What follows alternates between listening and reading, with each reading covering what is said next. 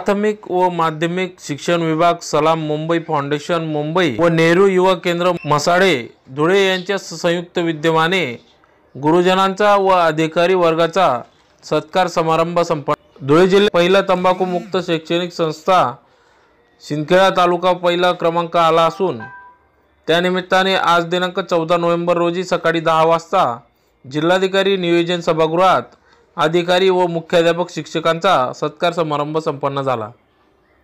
सदर कार्यक्रमाचे अध्यक्ष म्हणून जिल्हाधिकारी राहुल रेखावार साहेब, सीओ गंगा थरंडी, शिक्षणाधिकारी झेडपी प्राथमिक पीजे शिंदे साहेब, जिल्हा समन्वयक नेहरू युवा केंद्र अतुल निकम साहेब, सिंदखेडा पंचायत समिती गट शिक्षणाधिकारी मनीष पवार साहेब, डॉक्टर प्रशांत तिळके, जिल्हा तंबाखू मुक्त कक्ष डॉक्टर नितीन पाटील तसेच आदी मान्यवर पदाधिकारी व सर्व मुख्याध्यापक वर्ग शिक्षक या ठिकाणी मोठ्या संख्येने उपस्थित होते।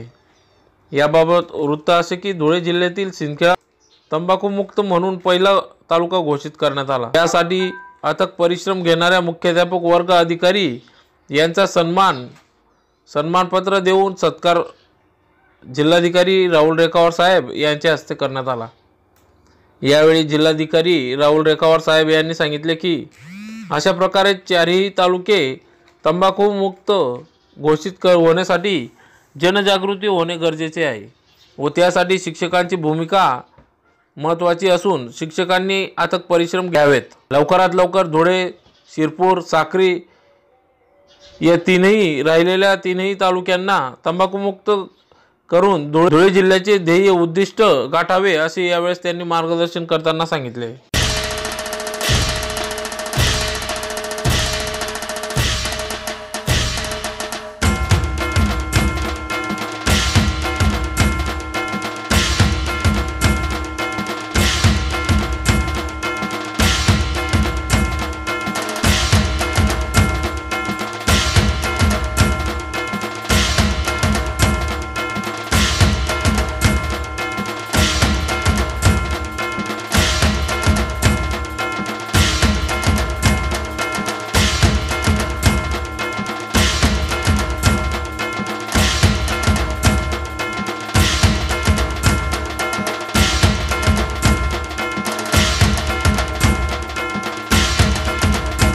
आपल्या कनिष्ठांना द्यायचा आहे तो अतिशय महत्त्वाचा।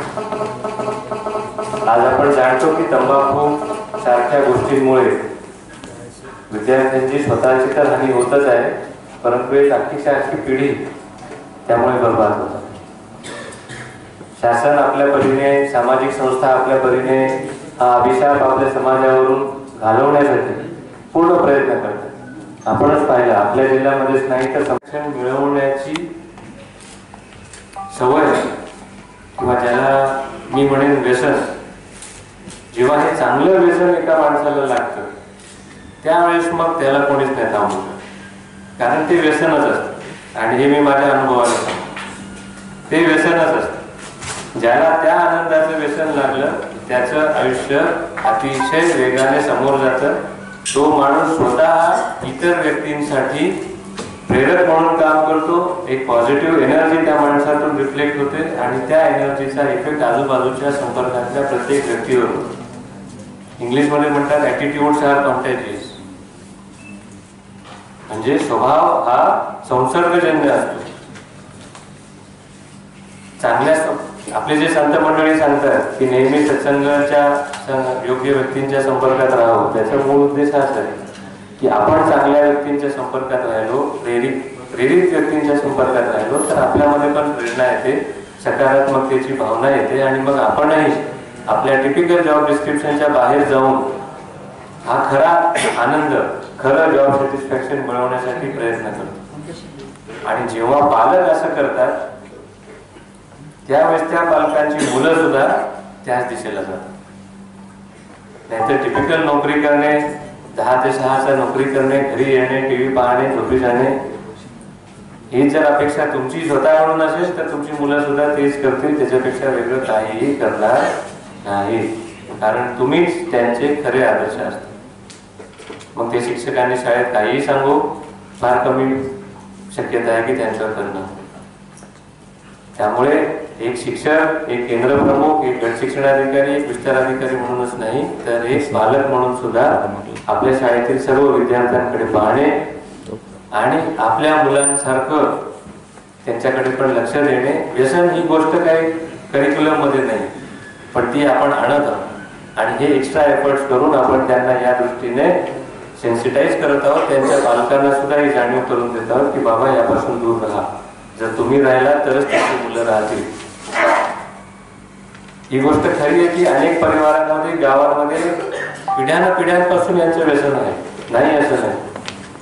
जेव्हा एखाद्याला हे सांगितलं जातं की बाबा तंबाखू खाऊ नको, त्याच्याने तुला परिणाम होतील, तुझी तब्येत बिघडेल, कॅन्सर होईल, त्याचा पहिला प्रश्न हाच असतो जो मी माझ्या जिल्हास्तरीय तंबाखू नियंत्रण समितीच्या पहिल्या मीटिंग मध्ये विचारला सगळ्यांना, की जेव्हा तुम्ही एखाद्याला विचारता सांगता त्यावेळी त्याचा हा पहिला प्रश्न असतो की बाबा माझे तर वडील, आई, आजोबा, पणजोबा, खापर पणजोबा सगळे जण तंबाखू खात आले, माझे सगळे मित्र तंबाखू खातात, कोणालाच कॅन्सर झाला नाही, मग तुम्ही मला का सांगता? या प्रश्नाचं उत्तर वैद्यकीय दृष्ट्या जेवढं सोपं आहे समजून सांगणं, तेवढंच अवघड ते स्वतःच्या मनाच्या आणि स्वतःच्या मानसिक प्रगतीच्या दृष्टीने समजावून सांगणं खेड्यातल्या माणसाला आणि शाळेतल्या मुलांना अवघड. हे आपण जाणू शकतो की ज्यांना हे व्यसन नाहीये, ज्यांनी याविषयी अभ्यास केलाय, ज्यांनी याविषयी वाचन केलंय, की या व्यसनामुळे आपण मानसिक दृष्ट्या वीक होतो. शारीरिक दृष्ट्या तो होतोच, त्याविषयी शंका नाही, आणि तो बदल इतका हळूहळू असतो की तो जाणवत सुद्धा नाही, पण वर्षभरातच त्याचे परिणाम दिसू लागतात. ही गोष्ट, ही जाणीव आपल्या मुलांना करून देणे, आपल्या विद्यार्थ्यांना करून देणे, आपल्या विद्यार्थ्यांच्या पालकांना करून देणे, हे सगळ्यात महत्वाचं काम आहे. ही जाणीव आणि ही सवय आपल्या शाळांमध्ये शिक्षक, मुख्याध्यापक, केंद्रप्रमुख सर्वांनी आपल्या आयुष्याचा एक अविभाज्य भाग बनवणे आणि प्रामाणिक पद्धतीने ही सवय आपल्या अंगी बाणवणे आणि विद्यार्थ्यांना सुद्धा हे सांगणे की बघ मी सोडू शकतो तर तू पण सोडू शकतो. हे स्वतःच्या उदाहरणातून करून देणे हा सगळ्यात मोठा आदर्श आपल्या विद्यार्थ्यांसमोर आपण घालू शकतो.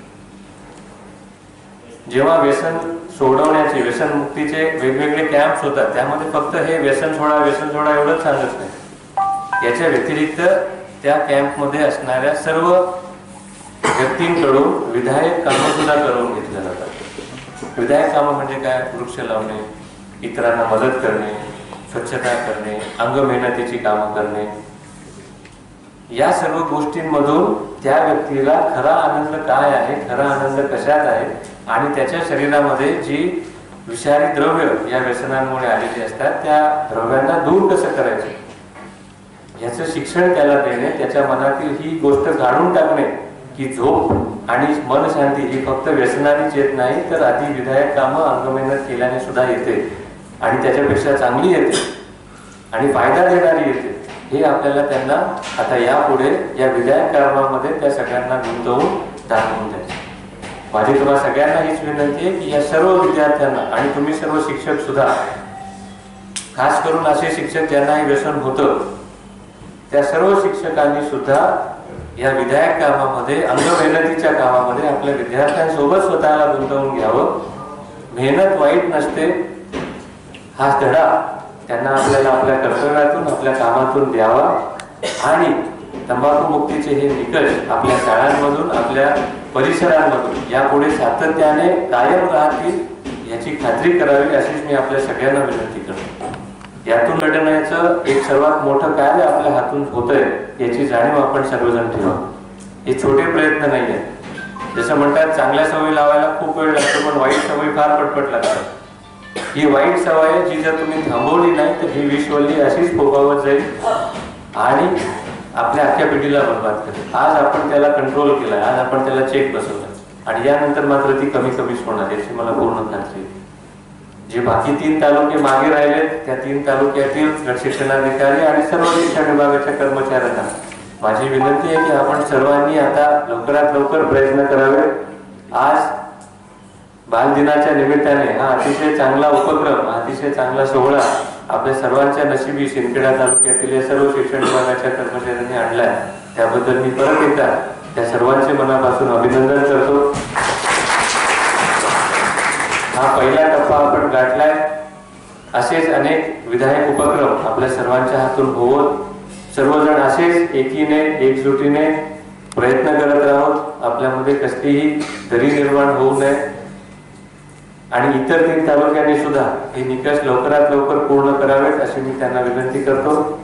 असेच सर्व चांगले उपक्रम आपल्या सर्वांच्या हातून होत आणि धुळे तालुक्याचं एक नवं चित्र, एक नवी ओळख आपल्या सगळ्यांच्या प्रयत्नातून तयार हो असेच आपण सर्वजण प्रयत्न करू. परत एकदा सलाम मुंबई फाउंडेशन, सर्व 4 संस्था ज्या या कार्यामध्ये गुंतलेल्या होत्या, नेहरू युवा प्रतिष्ठान, सर्व शिक्षण विभाग यांना मी परत एकदा अभिनंदन करतो.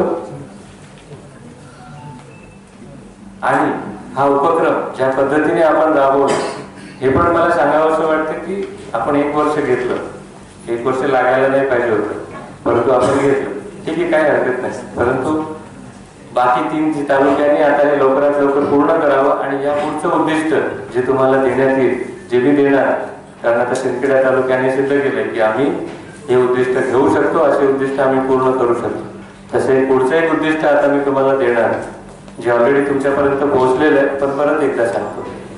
वृक्ष लागवड हा एक अतिशय महत्वाचा भाग आहे आणि त्या वृक्ष लागवडीच्या दृष्टीने त्याचे फायदे तुम्हाला वेगळ्याने सांगण्याची गरज नाही. परंतु ती वृक्ष लागवडीची मोहीम आपण जी आपल्या जिल्ह्यात ज्या वेगळ्या पद्धतीने राबवतो की फक्त वृक्ष लागवडच नाही तर त्याचं संवर्धन सुद्धा आपण इन्शुअर केलं पाहिजे. आणि ते संवर्धन इन्शुअर करण्याच्या दृष्टीने करण्यात येणारी वृक्ष लागवड हे आपल्या जिल्ह्यातील मोहिमेचं वेगळं स्वरूप आहे. तर त्या स्वरूपामध्ये सुद्धा तुम्ही सगळ्यांनी आता हिरिरीने भाग घ्यावा अशी माझी तुम्हा सगळ्यांना विनंती आहे. जिल्हाधिकारी कार्यालयामध्ये एक असाच आणखी एक उपक्रम आपण सुरू केलाय की दर महिन्यामध्ये UPSC आणि MPSC या स्पर्धांमध्ये जे यशस्वी उमेदवार आहेत, जे नुकतेच यशस्वी झालेले, त्यांच्या मार्गदर्शनाचा कार्यक्रम आपण आता दर महिन्याला सुरू केलाय. मागच्या महिन्यात त्याचं पहिलं सत्र होतं. या महिन्यातलं दुसरं सत्र, त्याचं प्रेस नोट पण आज पेपरला आली असेल. 16 तारीखला आपण तो घेत आहोत. नाशिकमधून डॉक्टर पंकज ज्यांनी आता UPSC नुकतीच क्लिअर केली आणि ते इथे आता IAS म्हणून जॉईन झालेले, आणि जळगाव मधले doctor Ajit Thorbole deputy collector, या दोघांना आपण निमंत्रित केले. आपण सर्वांनी ही माहिती आपल्या सर्व विद्यार्थ्यांपर्यंत आणि पालकांपर्यंत पोहोचवावी. या दोघांच्या मार्गदर्शनाचा अतिशय चांगला लाभ घ्यावा, विद्यार्थ्यांना प्रेरित करावं अशीच मी तुम्हा सगळ्यांना विनंती करतो. आणि आपण आपल्या कार्यामध्ये फक्त रुटीन जॉब न करता, जे मी प्रत्येक भाषणात सांगतो की रुटीन जॉब न करता जॉब सॅटिस्फॅक्शन खऱ्या अर्थाने मिळवण्याचा प्रयत्न करा. आपण सर्वजण आज इथे आलात त्याबद्दल आपल्या सगळ्यांचे परत एकदा मनापासून आभार. आपल्या सगळ्या प्रयत्नांना असंच यश येऊ आणि अशीच प्रेरणा आपल्या सगळ्यांना मिळो. धन्यवाद. नमस्कार, मी मनीष पवार, गट शिक्षणाधिकारी तथा सहाय्यक गट विकास अधिकारी, पंचायत समिती शिंदखेडा. आजच्या कार्यक्रमाचं प्रयोजन सलाम मुंबई फाउंडेशनकडनं संपूर्ण जिल्हा तंबाखूमुक्त करण्यासाठी 7 नोव्हेंबर 2017 पासून प्रयत्नाला सुरुवात झाली. आदरणीय जिल्हाधिकारी राहुलजी रेखावार, तसेच आदरणीय मुख्य कार्यकारी अधिकारी गंगाधरण डी साहेब, तसेच आमचे शिक्षणाधिकारी, उपशिक्षणाधिकारी, हे सर्वांनी मिळून सर्व शाळा तंबाखूमुक्त करण्यासाठी जे समाज सहभाग आहे त्याचा उपयोग करून सदर कार्यक्रमामध्ये माननीय नामदार जयकुमारजी रावल यांच्या मार्गदर्शनाने संपूर्ण तालुका तंबाखूमुक्त करण्यासाठी सर्व शिक्षण विस्तार अधिकारी, सर्व केंद्रप्रमुख, सर्व मुख्याध्यापक आणि सर्व शिक्षक यांच्या प्रयत्नाने आज 14 नोव्हेंबर बालदिनी सदर तालुका माननीय जिल्हाधिकारी साहेब यांच्या हस्ते घोषित करण्यात आला. याच्यासाठी विशेष प्रयत्न करणारे आमचे तालुका प्रतिनिधी मोहन पाटील, जिल्हा प्रतिनिधी, तसंच सर्व सलाम मुंबई फाउंडेशनचे मी मनस्वी आभार मानतो. धन्यवाद.